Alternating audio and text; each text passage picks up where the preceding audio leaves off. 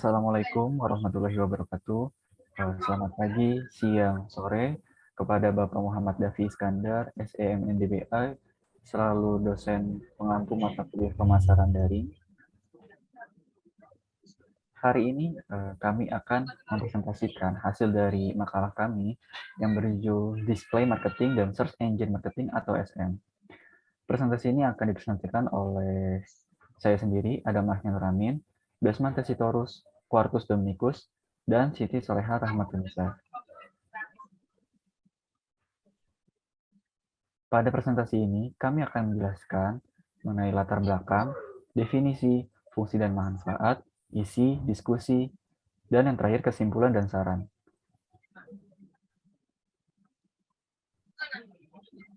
Selanjutnya akan dijelaskan oleh Saudara Desmond Tesitorus. Oke, thank you, Dam. Latar belakang, pemasaran tidak hanya meliputi kegiatan menjual barang dan jasa saja, tetapi mencakup beberapa kegiatan lain yang cukup kompleks, seperti riset mengenai perilaku konsumen, riset mengenai potensi pasar, kegiatan untuk mengembangkan produk baru, kegiatan mendistribusikan, dan mempromosikan barang yang dijual. Persaingan yang ketat menyebabkan perusahaan harus mampu meningkatkan daya saing guna mempertahankan kelangsungan hidup perusahaan. Perkembangan teknologi informasi dan pemasaran melalui digital marketing diramalkan akan menjadi titik perubahan teknik memasarkan suatu produk barang dari memasarkan secara konvensional beralih menggunakan pemasaran digital. Ada banyak jenis pemasaran yang digunakan oleh perusahaan, tapi saat ini kami hanya fokus pada display marketing dan pemasaran SEM. Kedua strategi pemasaran tersebut merupakan strategi yang penting untuk keberlangsungan hidup sebuah bisnis.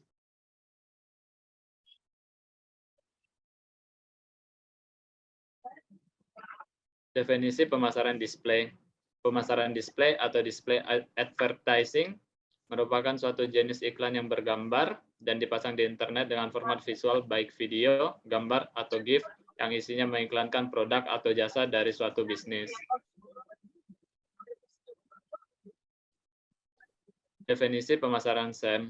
Pemasaran SEM merupakan cara berjualan di internet melalui kegiatan promosi website dengan membuat konten dan sistem yang bertujuan untuk meningkatkan visibilitas website itu sendiri di halaman hasil pencarian mesin telusur seperti Google atau SERP.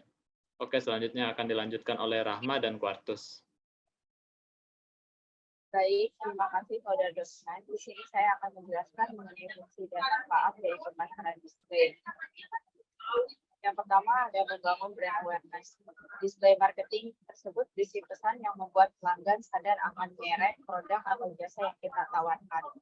Selanjutnya ada meningkatkan angka penjualan, di mana apabila brand awareness tersebut meningkat, hal ini tentunya akan membuat si audiensnya tersebut melakukan konversi dengan cara membeli produk atau layanan yang kita tawarkan tersebut, sehingga angka penjualan pun akan semakin meningkat. Selanjutnya ada direct response prospecting, di mana penggunaan dari display advertising ini menggunakan display advertising untuk mendapatkan pelanggan baru. Kemudian ada menarik ulang pengunjung website. Pengunjung situs web yang tidak jadi membeli produk atau layanan pun dapat disasar kembali dengan iklan display ini.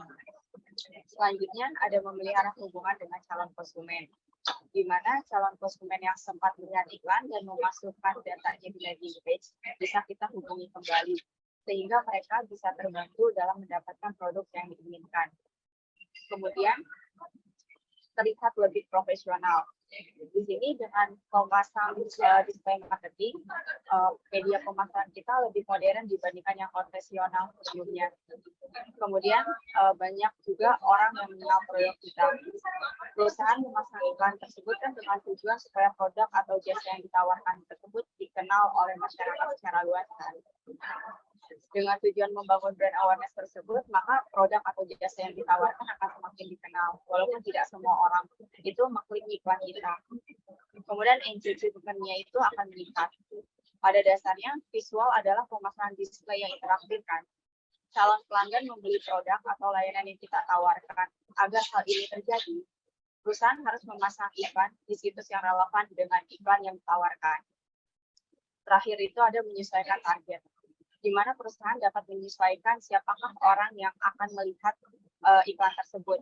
Hal ini tentunya ditentukan oleh beberapa faktor dari demografi, minat sampai kebiasaan calon pelanggan. Dengan data yang ada akan mudah bagi perusahaan kategorikan pasar yang kita tuju. Selanjutnya Quartus.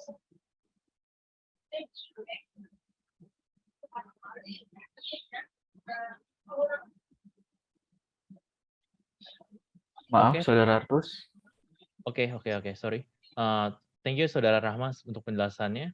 Berikutnya saya akan menjelaskan tentang fungsi dan manfaat dari pemasaran SEM. Ya kan? Pertama adalah menghasilkan traffic website.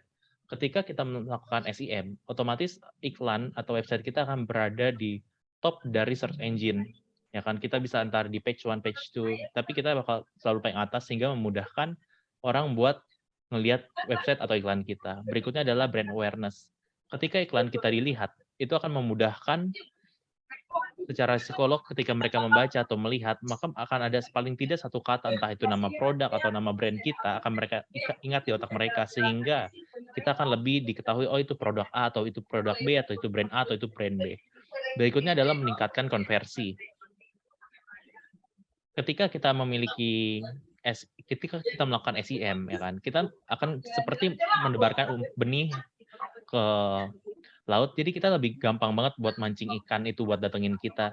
Nah, nanti masalahnya adalah gimana kita ngelakuin konversi dari yang kita udah nyebarin banyak, lalu kita ngarahin ke transaksi jual beli.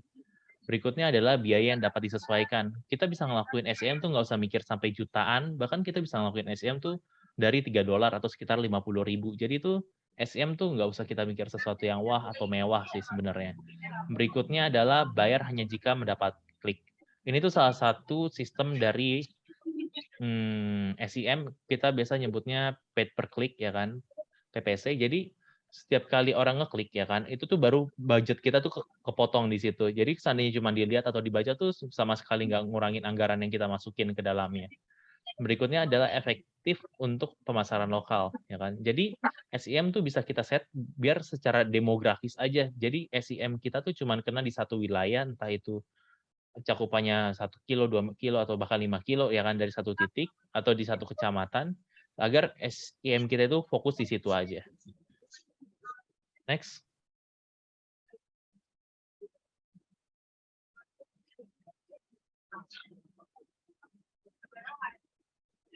Selanjutnya, di sini saya akan menjelaskan mengenai isi dari pemasaran display sendiri, dimulai dari targeting pemasaran display.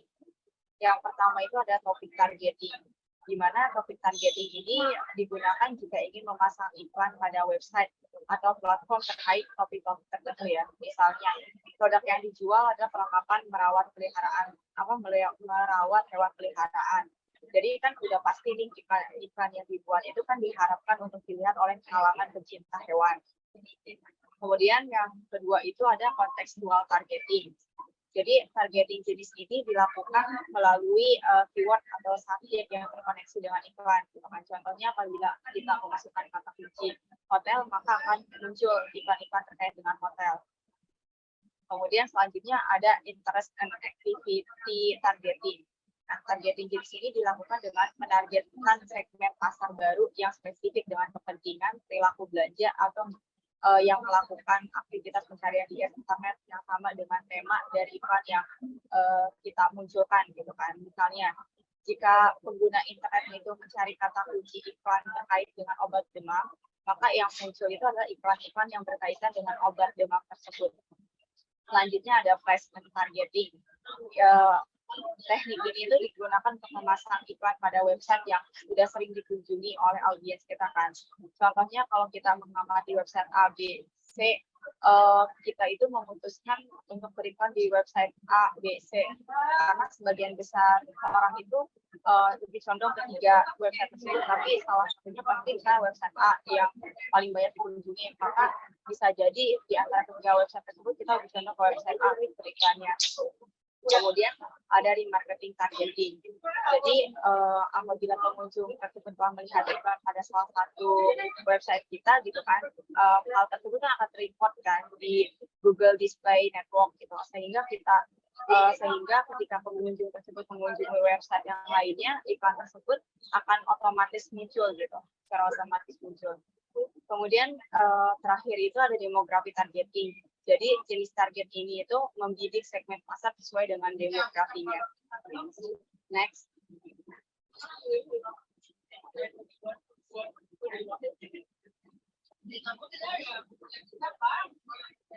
Nah, di sini saya akan menjelaskan mengenai jenis dari display campaign ini kan. Yang pertama itu ada banner ads. Nah, iklan ini berupa banner kan, dan hanya berisi gambar aja yang dipasang di situs website yang disesuaikan posisinya kan. Apakah ada di pojok kanan, pojok kiri, atas, bawah, atau tengah. Gitu. Yang kedua itu animate ad. Jadi iklan ini berbentuk animasi bergerak sehingga perhatian orang itu teralihkan kepada iklan tersebut. Kemudian ada interactive ad. Nah, iklan ini kan menyediakan fitur yang dipasang orang-orang itu untuk melihat bisa berinteraksi secara langsung kan. Contohnya itu kayak playable ad gitu kan yang sering kali ditemukan kalau misalnya terkait iklan-iklan game biasanya. Itu kan jadi si iklan tersebut tuh kasih kesempatan sama orang itu untuk berinteraksi untuk memainkan mencoba permainan tersebut. Kemudian ada video ad. Video ad ini kan iklan online display marketing ya, yang memiliki video di dalamnya. Jadi kalau misalnya biasanya terlihat di YouTube view gitu, memunculkan sedikit tayangan videonya. Kemudian ada expandable ad. Jadi iklan ini otomatis membesar saat halaman website yang dikunjungi itu sedang loading gitu kan. Jadi langsung di-zoom gitu. Terus yang keenam itu interstitial advertising, yaitu ini iklannya itu berukuran full screen ya, dan menutupi tampilan aplikasi yang sedang dikunjungi dan jarang terjadi di website sih. Iklan ini muncul saat pengguna itu sedang berpindah dari satu menu ke menu yang lainnya gitu kan. Biasanya kalau misalnya aplikasinya itu lagi loading. Selanjutnya, next. Nah, untuk faktor keberhasilan dari pemasaran display itu sendiri, yang pertama itu website ya, apakah tayangan websitenya itu timbul gitu kan. Jadi kan pemasaran display yang baik itu tetap harus berada pada website yang tepat dong untuk menaikkan konversasi rate-nya gitu kan. Kemudian dari halaman, pada halaman mana gitu kan si tayangan itu timbul kan. Sebagai user kan kita itu umumnya melihat pada halaman utama kan, sehingga lebih ideal apabila kita meletakkan iklan pada halaman yang dilihat oleh orang tersebut.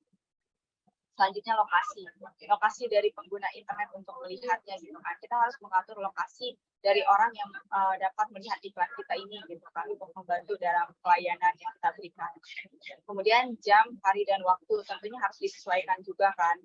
Jadi waktu yang dilakukannya itu harus tepat gitu, karena menentukan keberhasilan. Misalnya saja kita nggak bisa menjual es krim kalau misalnya cuacanya itu sedang mendung kan. Kemudian terkait peralatan, terakhirnya itu komputer operating system, kayak mobile operator, peralatan dari pengguna internet itu kayak sangat mendukung gitu. Kita harus menyesuaikan intinya kan pemasaran display ini dengan device yang digunakan oleh user. Kan di sini kan kebanyakan pengguna mobile ya, jadi kita sebagai penyedia harus membuat tampilan yang nyaman gitu untuk komputer maupun mobile, karena biasanya orang itu kan menggunakan mobile itu 3-in-1 mereka, jadi harus disesuaikan device ini. Selanjutnya Artus.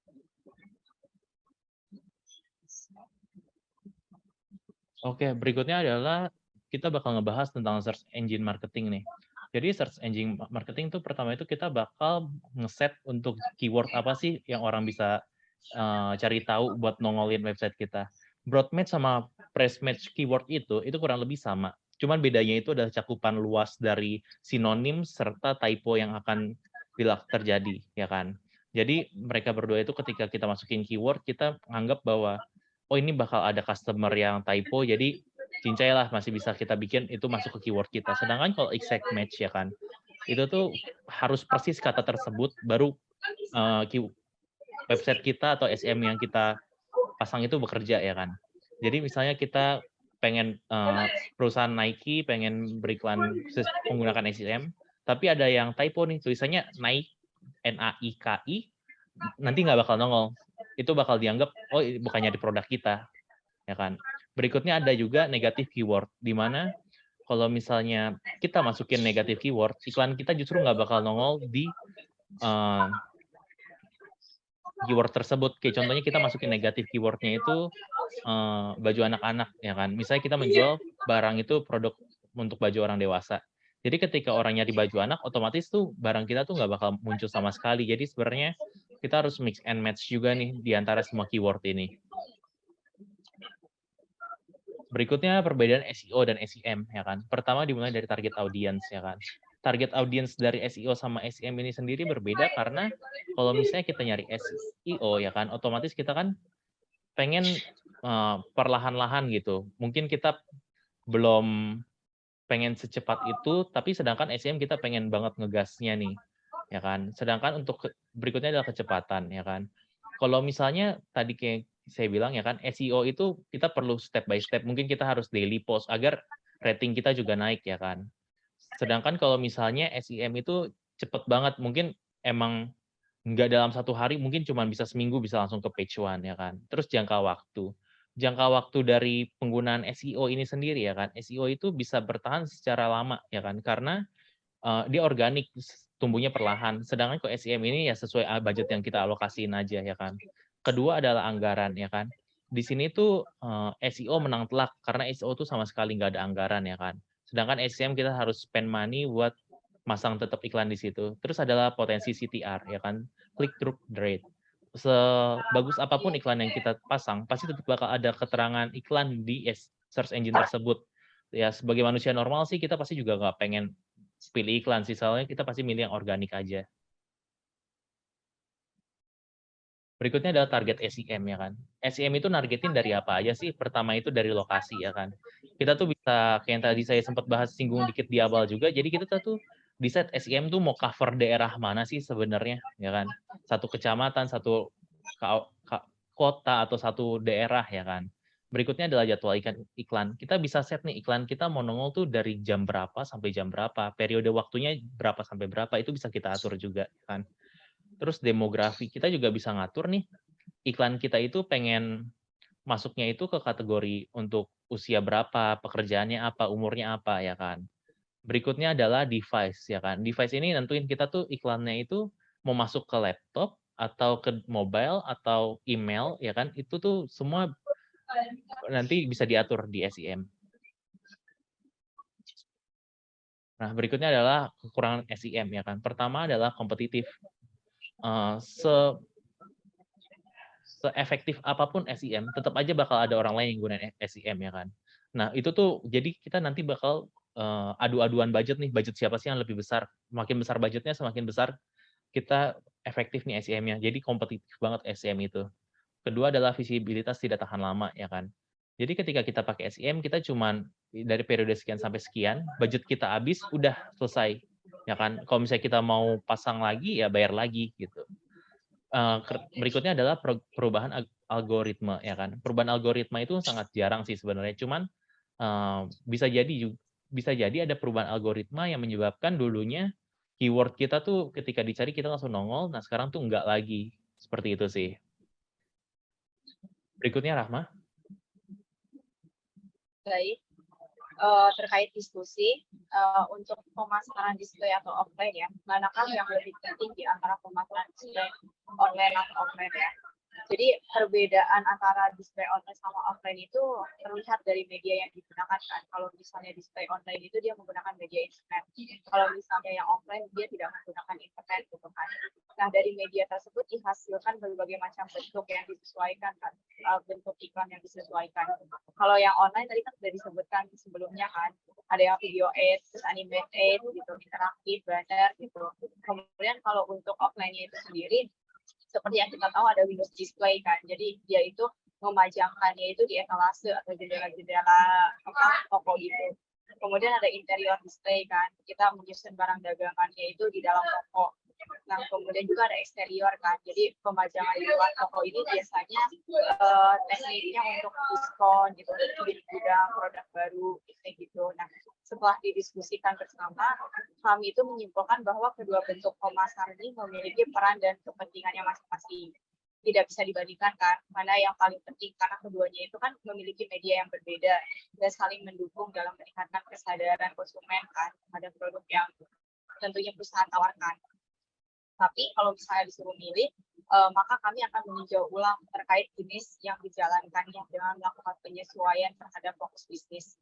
Gitu. Selanjutnya, Pak Artus.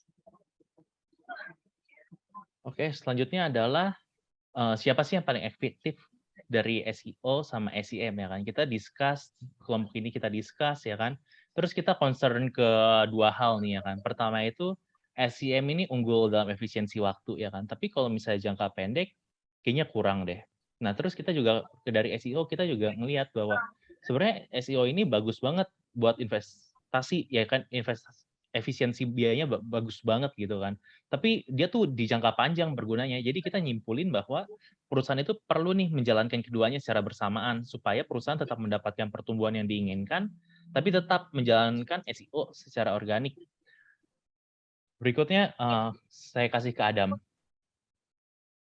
Ya, berdasarkan hasil presentasi rekan-rekan sekalian, dapat disimpulkan bahwa dengan seiringnya berkembang internet dan teknologi yang pesat saat ini, pemasar juga diharuskan untuk beradaptasi menggunakan strategi pemasaran menggunakan internet melalui digital. Nah, strategi pemasaran melalui digital itu seperti pemasaran display atau display advertising dan search engine marketing. Hal ini juga diperuntukkan untuk membantu meningkatkan penjualan dari produk tersebut yang dihasilkan perusahaan, serta dapat meningkatkan brand awareness dari perusahaan tersebut. Yang pertama kesimpulan itu pemasaran display atau display advertising. Nah, ini merupakan strategi pemasaran yang dilakukan dengan cara menampilkan sebuah iklan pada situs website maupun situs media sosial seperti Facebook, Instagram, TikTok, dan lainnya. Nah, iklan ini ditampilkan berbentuk seperti foto, video, atau GIF. Nah, fungsi dan manfaat dari penggunaan pemasaran ini juga dapat membangun brand awareness, meningkatkan penjualan, menarik ulang pengunjung website, yaitu konsumen atau pengunjung audiens, akan kembali ke website tersebut. Nah, dengan demikian, produk atau jasa tersebut juga terlihat lebih profesional. Dan orang-orang juga akan mengenal produk atau jasa tersebut secara luas. Gitu.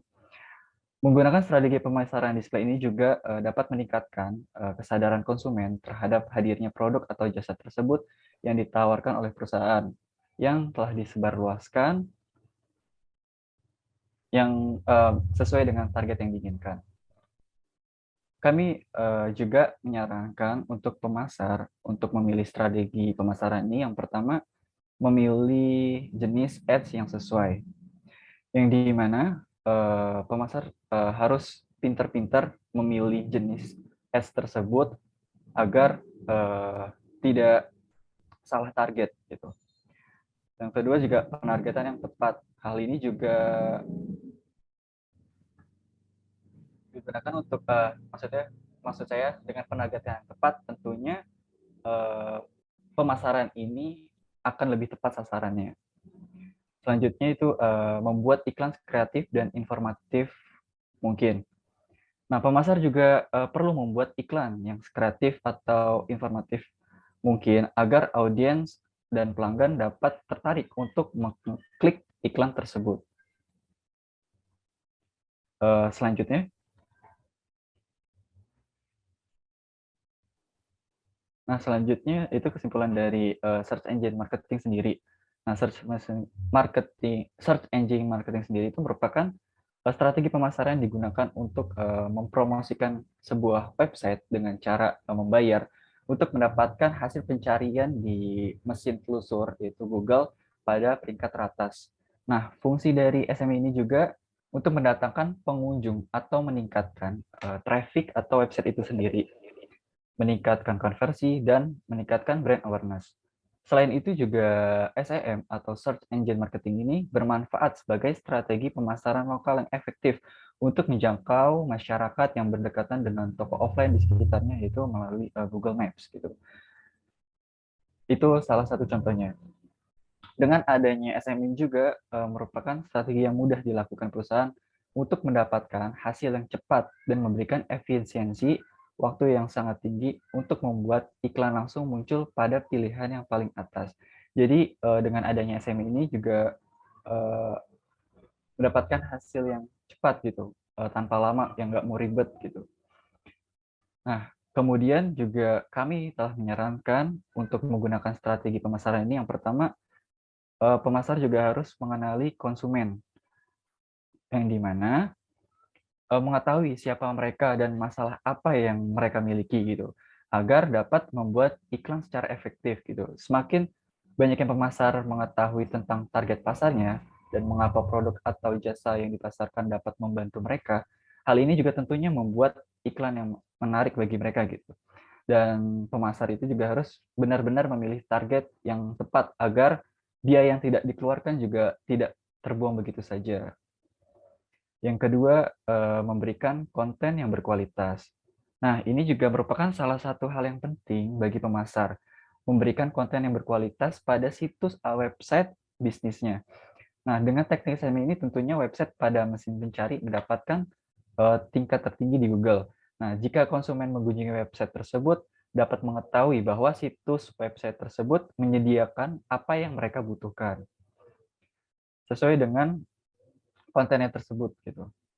Dan yang ketiga, melakukan riset kata kunci. Jadi sebelum menggunakan teknik ini juga, pemasar diharapkan mengetahui atau mencari dulu riset kata kunci gitu. Pemasar harus memilih kata kunci yang digunakan pasar secara optimal, yang tidak digunakan oleh pesaing gitu. Hal ini berguna untuk menempatkan di pemasaran mesin pencari gitu, peringkat iklannya yang telah dilakukan lebih tinggi dan kemungkinan besar iklan atau konten tersebut dilihat oleh pasar atau audiens. Dan sekian dari presentasi kelompok kami.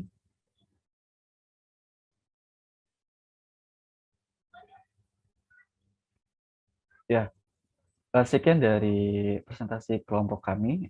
Kurang lebihnya mohon maaf jika ada kekurangan atau kesalahan kata. Wassalamualaikum warahmatullahi wabarakatuh.